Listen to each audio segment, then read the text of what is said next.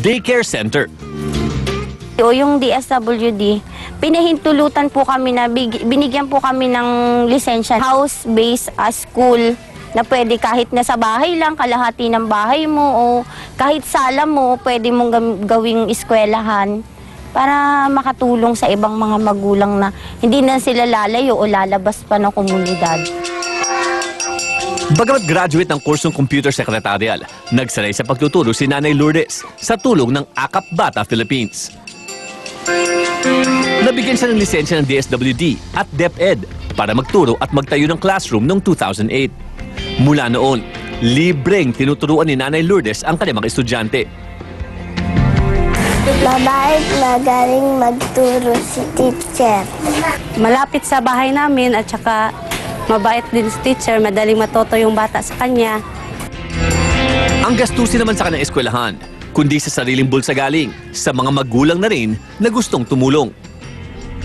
Halimbawa po, ang isang nanay magbigay ng 50 pesos or 100, yun lang po talaga yung kinikita ng school.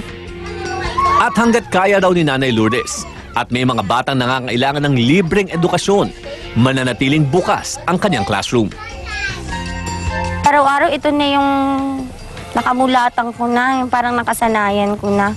Siguro hanggang pagtanda ko, ganito akong nagtuturo. Parang yun kasi ang naisip ko, nakakulangan ng bansa natin eh. Yung maghubog ka ng mga bata na nasa depressed area.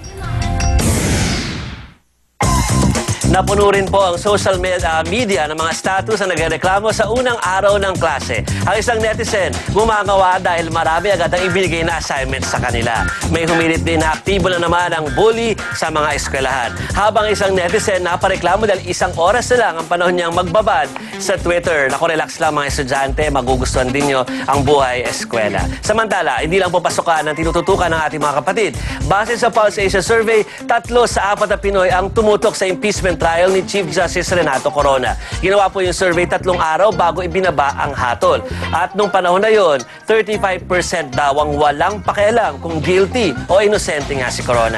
Habang 3 na naman po sa 10 Pinoy ang naniniwalang mako-convict si Corona. Pero mukhang nag-move on Cherry Paulo, ang mga netizen. Ang pinag-uusapan naman nila ngayon ay kung sino na nga ang papalit kay CJ Corona at yung proseso ng JBC. Balik muna sa inyo, Paulo at Cherry. Thank you, Jovi. Balita muna tayo ngayon sa showbiz. Isang hot at sexy Nina ang cover girl ng isang men's magazine ngayong Hunyo. Ang suot niya lang dito makintab na heels, panty na gawa sa diamante. Yun lang, habang nakahiga sa mga balahibo. Kwento ng Soul Siren sa programang Todo Bigay sa Radyo 5, tasteful naman daw ang cover dahil sa burlesque theme nito. Ang hirit pa ni Nina, if you got it, flaunt it daw.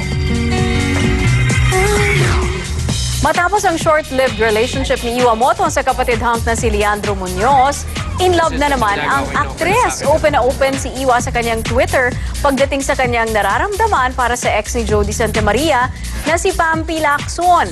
Pati nga ang anak ni Pampi kay Jody na si Moymoy, naging close na rin daw kay Iwa. Susunod, boxing champ Manny Pacquiao. Tigil muna sa ensayo sa ring para sa Bible study. Pacman, pinagbawalan ng kanyang mga fans sa pagsusugal.